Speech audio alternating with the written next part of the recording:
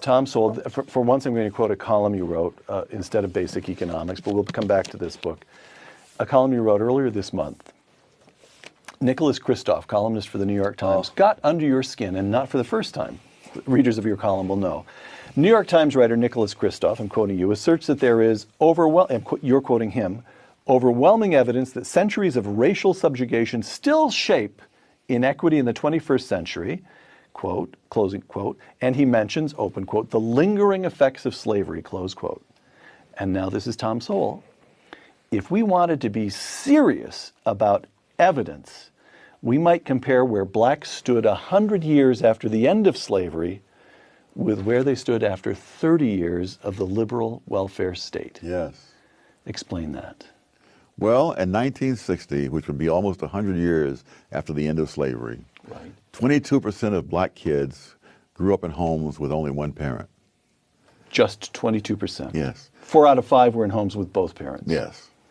30 years later, after the liberal welfare state, that number had more than tripled.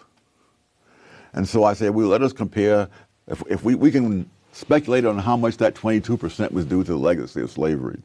But we know that that tripling was not due to the legacy of slavery. It was due to the legacy of a whole different set of policies. And you can and you can look at it so many other ways. Education. Stuyvesant High School in New York, as you know, you get into only by passing a very tough exam. Mm-hmm. In 2012, the percentage of black students who had gotten into Stuyvesant High School was less than 1/10 of the percentage of black students who had gotten into Stuyvesant High School 33 years earlier. I didn't know that. There's Dunbar High School in Washington, which was an elite black high school for a very long time. In 1993, the number of kids out of Dunbar High School who went on to college was less than it was 60 years earlier, which would have been in the depth of the Great Depression. And so you can run through a whole bunch of other things like that. Look at the housing projects. The housing projects in the first half of the 20th century, during that first 100 years after slavery, did not have the high crime rates, the murder rates, the graffiti, all the rest of it that we associate. None of that was there. People, in fact, the New York Times, Kristof should read his own old papers, pointed out that on Saturday mornings it was common in the housing project of this earlier era mm-hmm. for parents to leave their doors unlocked because some of the parents could afford television, some couldn't. So the ones who had television would leave their doors unlocked, and the kids from the other families could come down there and watch television with them. Well, now the latest figures show that most people below the poverty line have 2 television sets and cable, but they wouldn't dare leave their doors unlocked in a public housing project. I'm quoting that column again. Liberals have wreaked more havoc on blacks than the supposed legacy of slavery they talk about. Yes. You don't mean that hyperbolically. No, I do not. You mean it. Yeah, and another thing, crime and violence. Now we take it for granted that there's tremendous levels of crime and violence in the black community. That was not always the case. In the 20s, it was very common for white celebrities, including George Gershwin and William Faulkner, to go up to Harlem not only for entertainment places, but to go into private homes of people they knew. And Gershwin played Rhapsody in Blue in this home where Walter White lived. Milton Friedman, when he was a graduate student at Columbia, he and the lady he later married would go dancing at the Savoy Ballroom in Harlem. And he said, we had no fear of being mugged or accosted on the street or anything like that. I've heard you say, Tom, when you were a boy growing up in Harlem yourself, mm-hmm. Your own neighborhood felt totally safe to you. Not totally safe to you. I wouldn't exaggerate, but there's nothing resembling today. I mean, I did sleep on hot nights. I would sleep out on the fire escape. When I tell people in Harlem that today, they think I'm from another galaxy, you know. But that people slept on the fire escapes in New York and in the public parks in the 30s, all over the city. because it was not a jungle. There was a lady. One other example. There was a woman who was a black woman in Harlem who was an actress. She'd go down to the theater district, and then after the play, they'd have their drinks and eat something or whatever. And she said at 1 o'clock in the morning, she would simply get on the subway and go on up to Harlem and walk home from there. Now, it so happens that the subway station she got off at was very near a grocery store where I was a delivery boy. And on Saturday nights, I would be working usually until around midnight. And when I would go home, I would go past that very same subway station she's talking about. I never had the slightest trouble. So if the comparison between progress, simply the decency of life available to people, they weren't. Families were intact, and schools worked, and the neighborhoods were more or less safe. People were able to lead decent lives. If the contrast between that world and the world we inhabit now is owing so directly to liberal policies intended, so we're told, to help African Americans, why do African Americans support the more liberal of the two parties, the Democratic Party, at the rates of 90 and more %? Why is the first African American president so deeply committed to promoting and extending liberal policies? Why is his African American attorney general, again, so deeply committed to affirmative action and other? Why? This makes no sense. I don't think we could be enough hours for you to answer all of those. But to take the political thing, one of the things I discovered in the research for my book I'm currently working on is that leaders of groups that are lagging in countries around the world almost invariably have counterproductive policies for them. And it makes perfect sense because insofar as members of lagging groups assimilate into the values and achievements of the larger society, they don't need those leaders. You see this. You look at the history of the Czechs in the 19th century. People are worried that the Czechs are all learning to speak German. Well, at that time, if you wanted to become a professional person, scientist, anything like that, you had to use books that were written in German, right? Simply because the German acquired a volume of literature centuries ahead of Czech, and yet they fought tooth and nail against that. If you look at in Sri Lanka, one of the arguments that was made there to the Buddhist leaders was that if we don't do something, the Tamil minority will assimilate members of the Sinhalese majority, and then there'll be no Buddhists or Sinhalese in another several generations. And so, I mean, there's no mystery to me as to why Jesse Jackson says what he does, or Al Sharpton and others, because that benefits them. But it does not benefit the people they lead.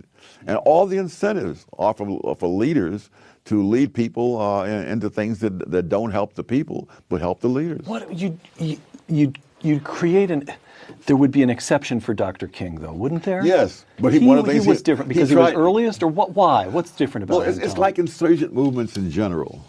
When an insurgency starts off, by definition, it has an uphill battle. Now, and you can look at the history of Christianity, for heaven's sake. If you're going to be a Christian in the Roman Empire, before in the first century, you had a lot of grief to go through. Now, but after Christianity becomes the official religion of the Roman Empire, this is a bonanza. And there's a lot to be done. And so now you will follow policies that are the opposite of what you advocated. You will see that with all kinds of other insurgent movements. Okay. Last questions. Who was Miss Sheroff? She was my eighth grade teacher, homeroom teacher. And tell me the story about getting detention one day. Well, I was sometimes bored in class, and so I would do various little things to just liven things up, I think is the way to put it. I remember once there was one prank that really got her, and she said, "Oh, if I ever find out who did this, Sowell." I mean, the presumption of innocence was just not there. And so one afternoon, I'm being kept in after school as per usual, and Miss Sheriff is sitting down there with her papers to work on, and she says, "Well, here we are again, Sowell, just the two of us." And I said, "Good grief, Miss Sheriff, if we keep staying after school together all the time, people will begin to talk." And she said, "We'll just have to live with the scandal." She didn't even look up from her papers. Okay, now that story, combine that story with this quotation from Basic Economics, where government restricts its economic role to that of an enforcer of laws and contracts. Some people say that such a policy amounts to doing nothing as far as the economy is concerned. However, what is called nothing has taken centuries to achieve.